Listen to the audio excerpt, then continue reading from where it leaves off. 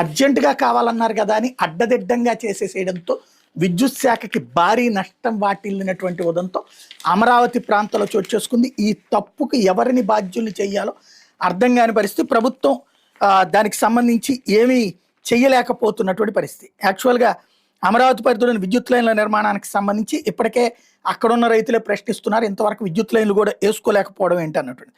వాస్తవంగా తప్పుడు అలైన్మెంట్ కారణంగా ఈ గొడవ అంతా జరిగింది. 30 కోట్ల రూపాయలు అప్పనంగా నాశనం చేసి పడేశారు విద్యుత్ శాఖకు సంబంధించిన వాళ్ళు. వెంకటపాలెం తదితర ప్రాంతాల్లో 400 kV విద్యుత్ లైన్లు, సీడ్ యాక్సెస్ రోడ్డు, వెస్ట్ బైపాస్తో పాటు పలు సంస్థలకు కేటాయించేందుకు నిర్దేశించిన స్థలాల మీదుగా పంపించారు.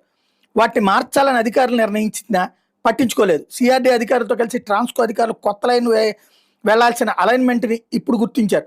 వీటీబీఎస్ నుంచి సత్తెనపల్లి, నెల్లూరు వైపు వెళ్లే 400 kV లైన్ల రీరూటింగ్లో పనుల కోసం 2018లో టెండర్ పిలిస్తారు.